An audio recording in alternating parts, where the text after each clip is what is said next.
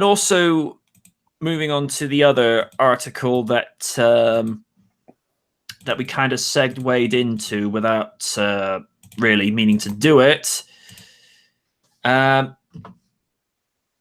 Bryan has been medically cleared to wrestle after 2 years of waiting, and for some strange reason, it's not let me go to the appropriate article. As he pretty much said, when he did that segment in the ring this past week on SmackDown, he went to every top neurologist in the country just to look at his case, even the WWE's doctors, and after 2 years of patience and scratching and clawing for this, Daniel Bryan is officially medically cleared to return to ring action. And you could tell with that segment that was a promo coming straight from the heart. You know, there are promos where you could look at it and think, oh yeah, this is scripted all the way up the river. Just look at any of Miz's promos. Boy, don't get me started on that ass clown. I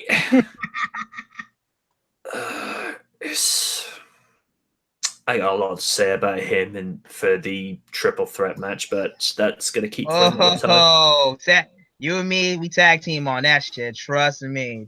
Trust me. Definitely. But Bryan then goes and alludes to when he is likely to return to the ring. And of course, very ominously looking at the WrestleMania 34 sign. Here's another thing, and this is using a bit of Occam's razor here because the most logical answer is most likely the correct one. Given how Sammy and Kevin have gone after Shane, gotten him off the show, now they've done the same to Bryan. All this is going to be is motivation for this simple little event. WrestleMania 34, Kevin Owens and Sami Zayn versus Shane McMahon and Daniel Bryan in a tag team match. Yeah, I'm actually looking forward to seeing that. Yeah, and ironically, it's in New Orleans, the same place that Daniel Bryan did that Bourbon Street Miracle.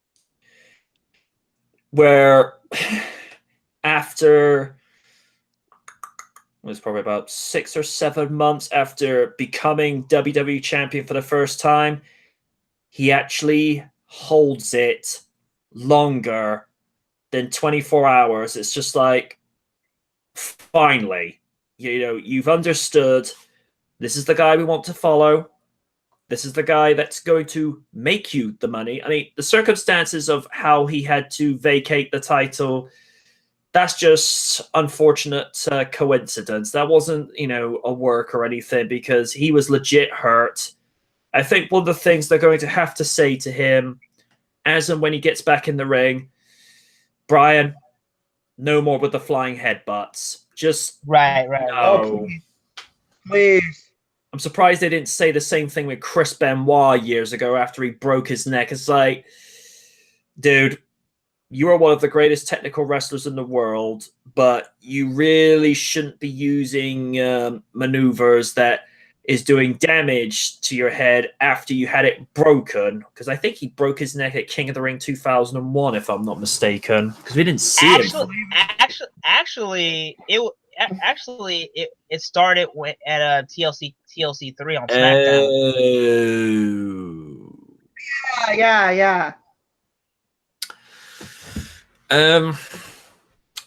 If Bryan does come back at Mania,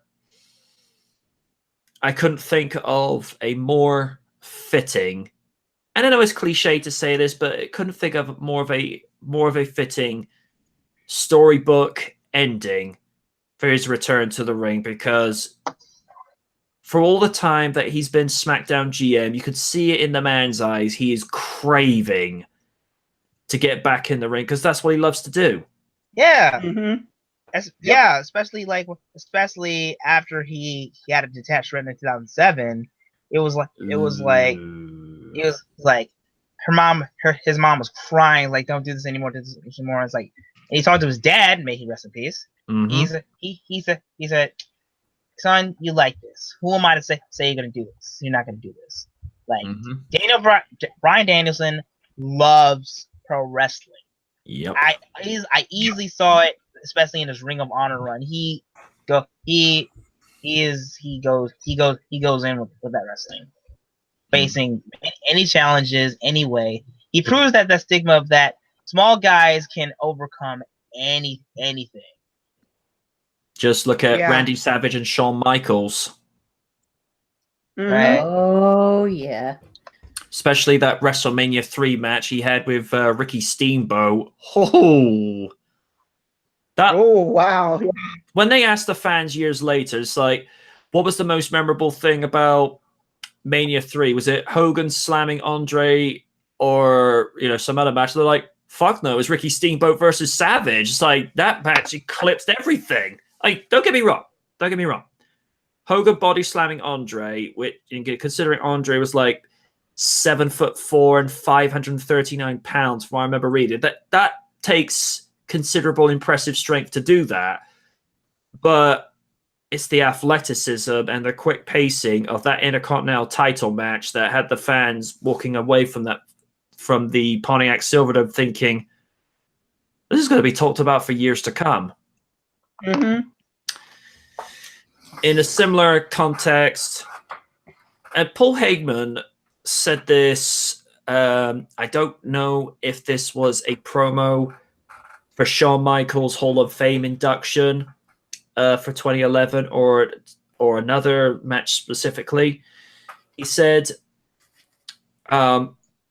people to this day are still talking about the ladder match for the Intercontinental title at WrestleMania 10 between him and Razor Ramon. He says, we're still talking about it, and so we should, because I remember watching that match on a DVD, like Shawn Michaels from the Vault, compilation of some of his best matches, and you look back to this day and you think, how the hell did he come out of that match in one piece? Because as Jerry Lawler said, Shawn Michaels must be superhuman. Oh, yeah. And even then, you could tell this guy was something special. But then, of course, he had problems leading to his first retirement, which we won't go into because we kind of documented that last week, I believe. But I feel like some of his even better matches have come along since he came back, because here's a little bit of truth. SummerSlam 2002 was the first time I'd ever seen Shawn Michaels live on pay-per-view. I say live on pay-per-view because I was just watching it from my front living room. And I'm like, wow. And even JR said 4 years doesn't mean anything, because by that point, Shawn Michaels hadn't wrestled for 4 years since dropping the title to Steve Austin. And for him, it was like riding a bike. He hadn't forgotten a single thing. And damn, Triple H took a beating. And here's the thing. I appreciate it's just an angle. I appreciate it's just a part of the act. But I think they went a little bit too far with what happened afterwards, which, for kayfabe purposes, put Shawn in a wheelchair for a few weeks. I'm like, that shit was brutal. Trust me, I've seen that match like 2 to 3 times. I always wince when I see that shit. I mean, Trips was already vilified by that point, but to go even further with that, I'm like, you just can't help yourself. And then the angle with Kane happened. Oh God, no. That was nasty. That was nasty. Ugh. I mean, as we pretty much said in the review for SummerSlam 2017, with Oni and Alo kind of doing an impromptu little show of their own, it's like, So any questions? Yes, sir. Several. Multiple fucking questions. Like, why and no. We will lose viewers for this. And oddly enough, that won the award that year for the most disgusting tactic used in any wrestling promotion. I was like, well, I'm not freaking surprised. Yep. I mean, it's one thing to have a disgusting angle like you betray your best friend by sleeping with his woman, or you betray your father by going to a different organization. I get that, but bringing in that angle, I just looked, I'm like, I'm looking thinking, just when I think Triple H couldn't be part of any more disgusting angle, he goes and surprises me. But then again, we must be reminded of who actually okayed it. Wacky Mackey. And he thought it was a good idea. And I'm like, yeah, you thought the XFL was a good idea. Look what happened to you there. I call it for what it is, folks. I'm a straight shooter. And to that, and on to that, fucks given, none. Nope. Navi has fallen asleep, so he gives no fucks. Anyone want to say anything about Bryan's medical clearance to return to the ring, or should we move on to something else? I got something to say. Go ahead. Okay. First off, I am super happy he's back in the ring, because I mean that whole doctor thing with the WWE pissed me off, because like I feel like that was them just like, hey, you're better than all of us. Fuck you. You're gonna be on the sidelines. And the cool thing about that, and the cool thing about that ish was talking smack. He was just shooting through the mouth, saying, okay, I'm just gonna keep doing this till you guys fire me. Oh, and one more thing. I hope he gets the Miz, because that promo, I don't care if it's scripted or not, pissed me off. And hopefully when they face off, this is something I want to hear when Danielson faces off against the Miz. Here we go. Here we go.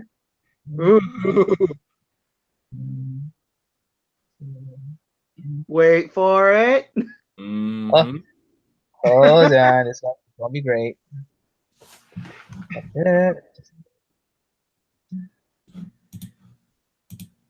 And, okay, let's see. All right, here we go. He doesn't care. He can get the job done with his wrestling skills. I'm gonna get your fucking head today. What the crowd is saying. But let me just tell you that. Oh, Miz, when you hear that, all I gotta say is this: you're fucked. Yup. Oh yeah, that's all. But imagine if, I don't know. Let's say the Miz gets drafted back to SmackDown after WrestleMania, and you just see the Miz walk backstage, and Bryan's just stood there, hands together with a cheese-eating grin, starts like, "Hey Miz, I'm clear to wrestle." That means, well, let's just say you're going to be walking home with a sore leg. Oh God! I haven't forgotten. Surprise, motherfucker! He's like, I haven't forgotten those taunts you made of me after you made all the choice at the yes chants. Oh God, you have no idea how long I've wanted to kick your fucking head in. The only reason Miz is relevant because of the direct-to-DVD movies they make him do, which, from what I hear, not that great. I haven't seen them personally. Oh, don't Miz? worry. Seen before their Mania match, Cena already eviscerated the Miz on the mic.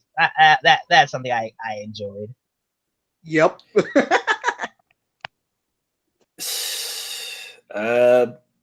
Win? Well, for one thing, I gotta say, Mr. Bryan, welcome back. I've seen bits and pieces of your exploits before my recent return to consistent watching of World Wrestling Entertainment.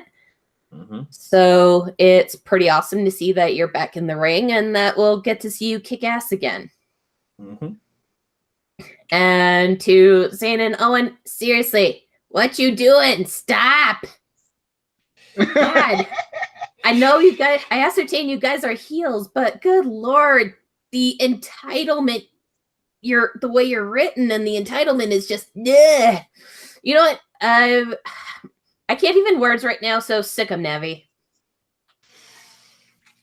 Navi just sharpens claws. It's like, no, I'm going to do this slowly.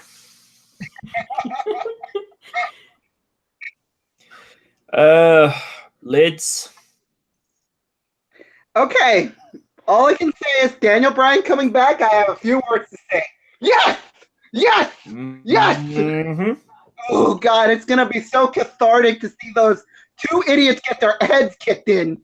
Ooh, because they deserve it. Zayn and Owens have pissed me off for like the entire year with their crap. Mm-hmm.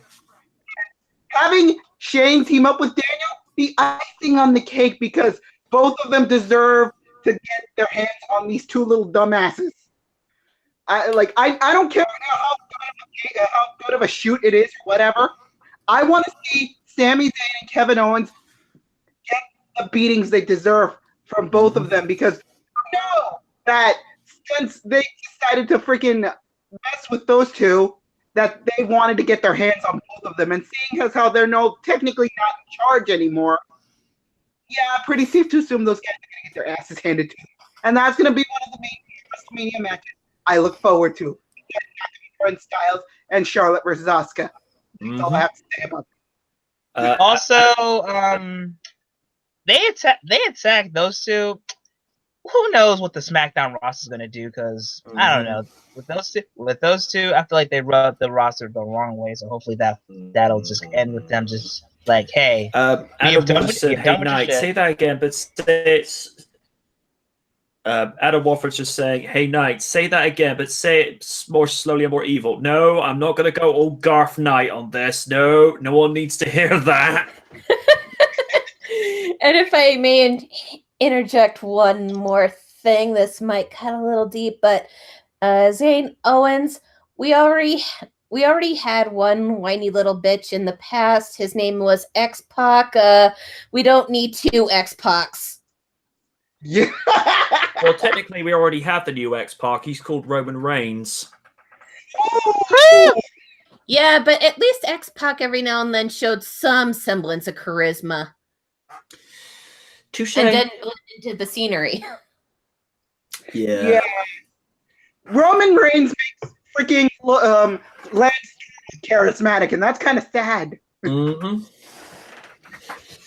Yeah, but that's just the thing. By the way, by the way, Liz, how are you enjoying those Daniel Bryan matches I shared with you? Oh, I'm enjoying it. I actually was watching the one with him versus AJ Styles, and like, can we have this on regular TV, please? I want that. Give it to me. Jeez, that was brutal. Yeah.